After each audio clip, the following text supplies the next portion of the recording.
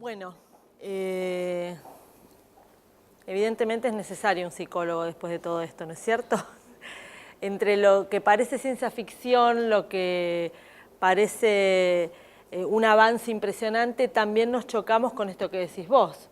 Me parece que la ciencia avanza muy rápido y el sistema médico por ahí o no lo acompaña o los intereses económicos imperan en este mundo que nos toca vivir. Pero es claro que hay un gran avance. Que estemos hablando de pacientes oncológicos y fertilidad era hasta hace unos años atrás impensado, ¿sí? La oncología, el cáncer, ya sea cual fuere el lugar donde aparecía, era asociado a la muerte y nunca a la posibilidad de crear vida.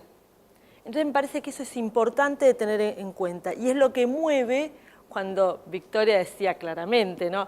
¿Cómo es posible que un paciente que está iniciando un tratamiento se ponga a pensar en esto? Es el deseo, ¿sí? El deseo va más allá de lo que lo concreto de la realidad nos impone. Y fertilidad, más que un tema de pareja, alude a esto, porque no habla solamente de las parejas. Ahora, en la actualidad, la pareja no es solamente la que tiene hijos. Son solamente los nenitos que se creen que para tener hijos hay que casarse. Nosotros sabemos que no.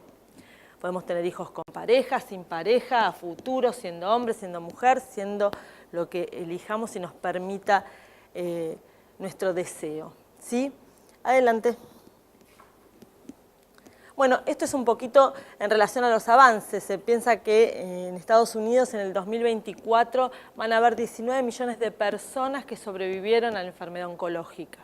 Es un montón. 3 de cada 5 van a sufrir esos efectos tardíos y la infertilidad o las dificultades para tener un hijo son parte de estos efectos tardíos que hay que tener en cuenta. Y 1 de cada 250 adultos en aquel momento va a ser un niño que en su momento tuvo cáncer y sobrevivió.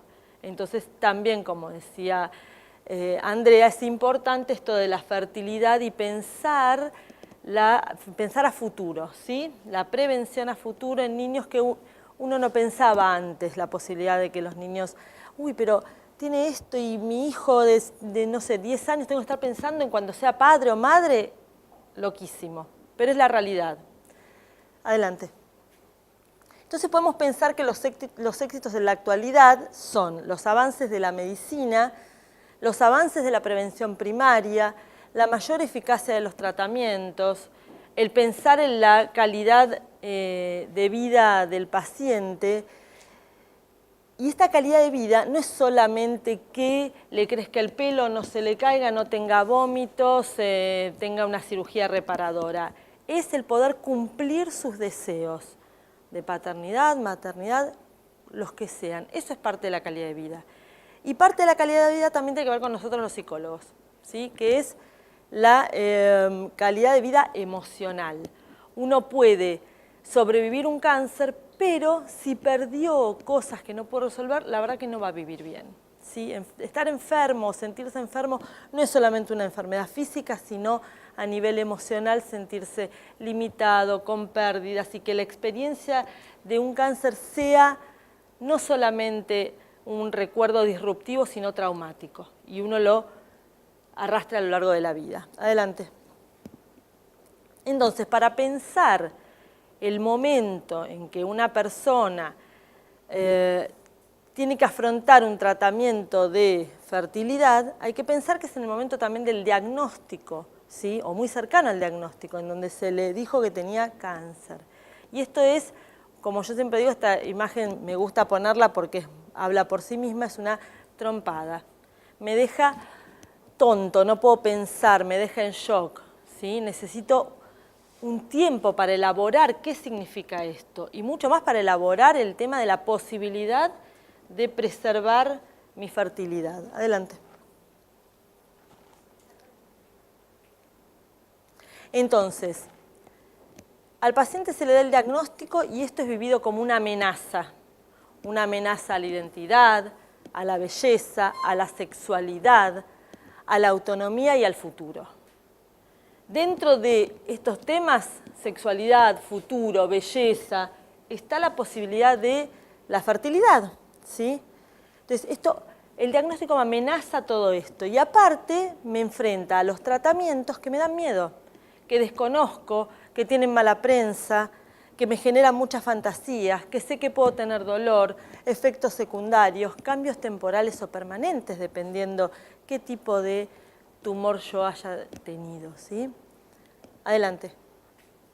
Y a esto se le suma el tema de la posibilidad de ser madre o padre, que genera altos niveles de ansiedad, mucho mayores en mujeres que en hombres, y esto me parece que es una constante también en los tratamientos de fertilidad sin una enfermedad oncológica de por medio. Las mujeres muestran mayores niveles de ansiedad y angustia que los hombres ante la posibilidad de la infertilidad.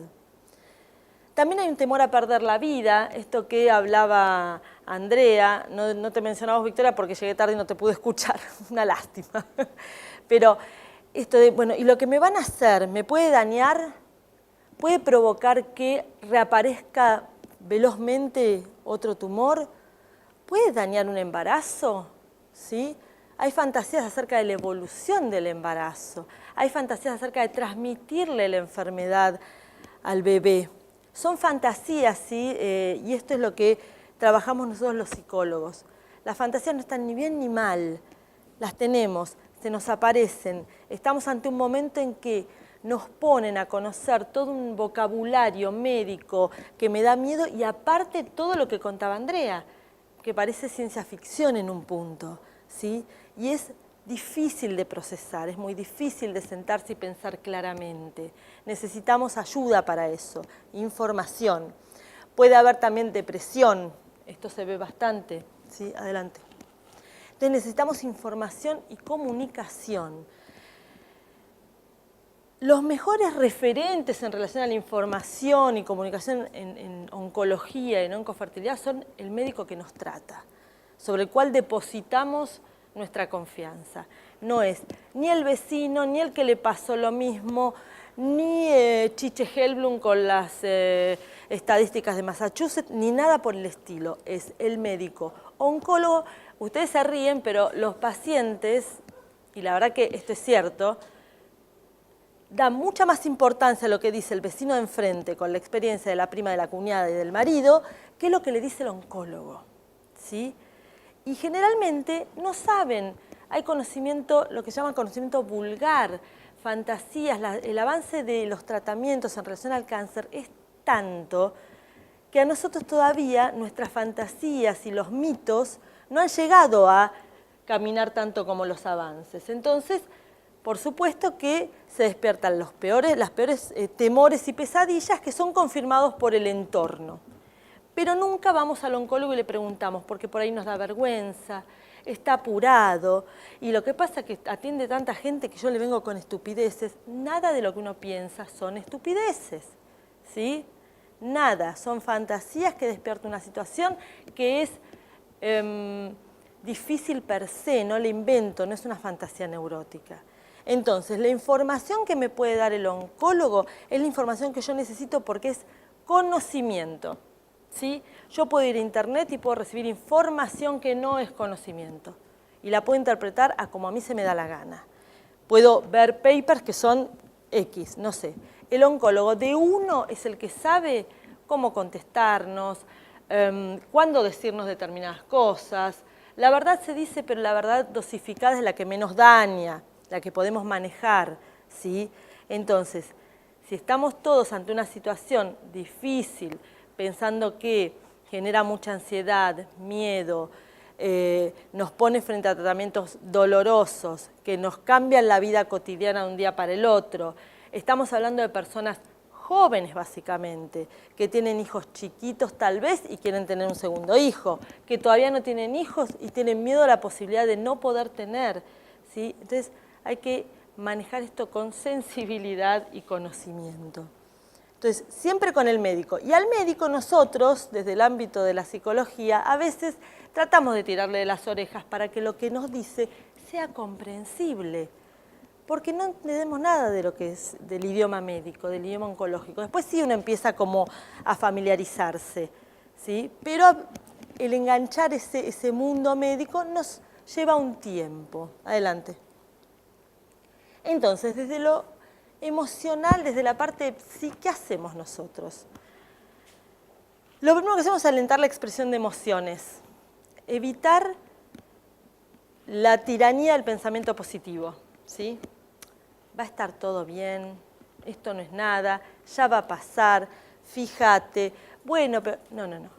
Uno está triste, uno está dolido, uno tiene miedo, ¿sí? Se presentan un montón de dudas y planteos. Nosotros permitimos que se alienten la expresión de emociones, que no está mal estar triste, que no está mal estar angustiado, que no está mal no tener ganas de hacer algo cuando uno está empezando la quimio, después de operado, pensando estas cuestiones, con la pareja, tratando de acomodar la vida que se desacomodó. También otra de las intervenciones que hacemos es la clarificación y la psicoeducación. Es fundamental, ¿sí? No todo paciente con cáncer necesita un tratamiento psicoterapéutico. Puede necesitar pequeñas entrevistas en donde se clarifique esto que le está pasando, se lo ayude a armar todo lo que sea más práctico, ¿sí? Y las personas funcionan, cada uno tiene herramientas que puede aprovechar en esta situación para poner en práctica. Esto se da mucho en los primeros encuentros con el paciente, la clarificación. Es esencial para reducir el distrés que implica la toma de decisiones y específicamente también la toma de decisiones en cuanto a fertilidad o no fertilidad. La verdad es que en la experiencia que yo tengo con pacientes oncológicas de hace muchos años, muy pocas plantean el tema de la fertilidad. Recién ahora están apareciendo mucho más y más por las consultas de asesoramiento genético, ¿sí? Pero si no, era un tema que no se planteaba. Al oncólogo no se le planteaba ni siquiera si podían no tener relaciones sexuales, con lo cual mucho menos la posibilidad de embarazarse, era imposible, ¿sí? ¿Por qué? Porque parecía que no estaba permitido hablar de algo que tiene que ver con la vida, con el proyectar. También a los pacientes el proyectar es algo que se corta en este momento, les dificulta mucho la posibilidad de hacerlo. De hecho, a mí no me sorprende que acá seamos ¿cuántos? Poquísimos. En una institución donde pasan ¿cuántas personas por día? Esto significa que también hay una dificultad de parte de los pacientes en poder curiosear acerca de esto, ¿sí? Entonces, son pocas las consultas que me hacen desde el ámbito PSI en relación a la fertilidad.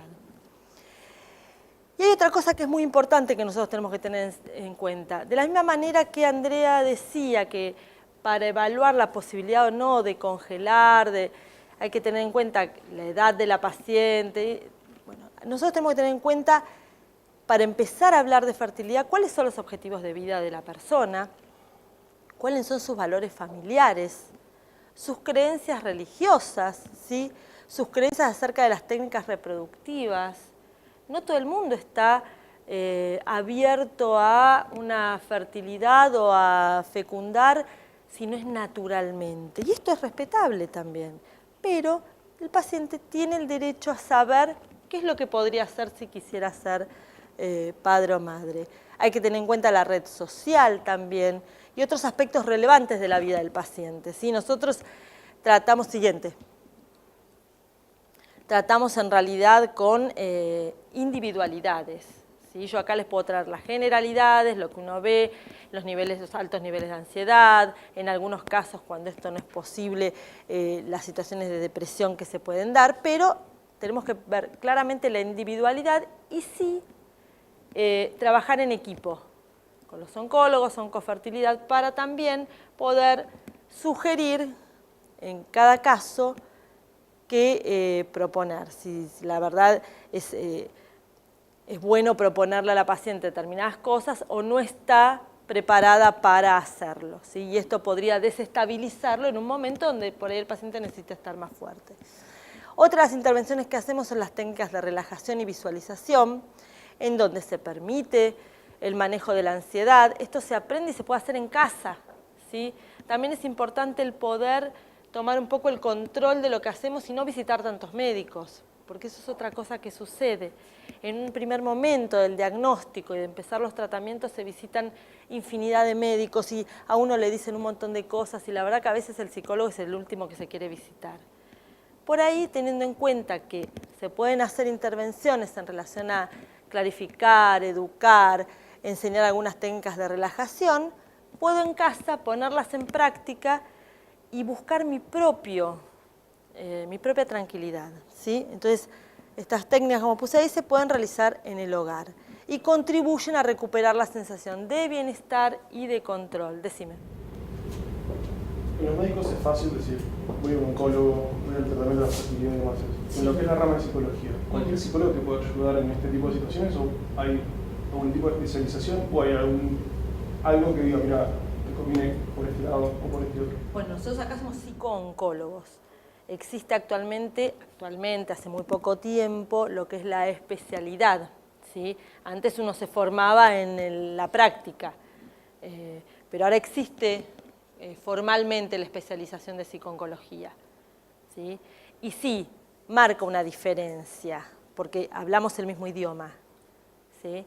Y podemos, en el momento en que se hacen los tratamientos, aparece el diagnóstico, que no es solamente diagnóstico y tratamientos, es que funcionen, que no seas alérgico, que no haya que cambiar de droga, que no haya que suspender la quimio, los rayos, que esto genera mucha fantasía, uno se lo suspende una semana, ¿qué pasa? Bueno, hay que estar entrenado para escuchar esto de parte del paciente y no tomarlo como tenés ataque de pánico. Estás con una anemia tremenda por la quimioterapia y no tenés ganas de hacer nada, estás deprimido. O sea, hay que poder discriminar la sintomatología producto de los tratamientos de una sintomatología emocional, que a veces se confunde. ¿Puede llegar a ser contraproducente que una persona esté hablando con un psicólogo no preparado? Contraproducente creo que no es, porque el psicólogo no preparado va a reconocer su limitación, si está preparado desde lo ético, para derivarte a quien está preparado, ¿sí? Ejemplo claro, a mí me viene una persona adicta, yo no hago adicciones. Le digo, mira, mi buena praxis es decirle, anda a un especialista en adicciones. Mala praxis sería seguir atendiéndolo yo, que el pibe no va a hacer nada, ¿está? Entonces, contraproducente no es si te pueden derivar. Saber que existe la especialidad es mucho mejor. La mayoría de los centros oncológicos tienen su servicio de salud mental. Acá estamos nosotros, ¿sí? Y tiene mucha asistencia. Esto también es un cambio dentro de la aceptación de las personas a acercarse al psicólogo. En la antigüedad, hablo de la antigüedad no hace muchos años, te diría años 70 más o menos, cuando todavía la psico-oncología no estaba desarrollada como una subespecialidad de la medicina, la gente no quería ir al psicólogo porque decía, che, encima que tengo cáncer, estoy loco. Bueno, esto cambió, ¿sí? Cambiaron un montón de cosas, por suerte. Entonces, existimos nosotros que podemos discriminar, entendemos al paciente qué le está pasando, hablamos la terminología médica, estamos en contacto con los médicos, entendemos que el oncólogo es el que lleva la batuta de la cuestión y vamos todos en consonancia con él, ¿sí? Adelante. Bueno, y para concluir, porque la verdad es que sería extensísimo hablar de todo lo que le ocurre a un paciente, pero los aburriría, me parece que lo más importante es saber que cada persona experimenta de manera única los sucesos de la vida y por ende una enfermedad lo mismo, ¿sí? Cada uno tiene sus propias emociones, sentimientos, significados acerca del enfermar y acerca del enfermar de cáncer. Entonces no hay una manera correcta o incorrecta de afrontarlo, no está ni bien ni mal, sino que es única, una manera propia.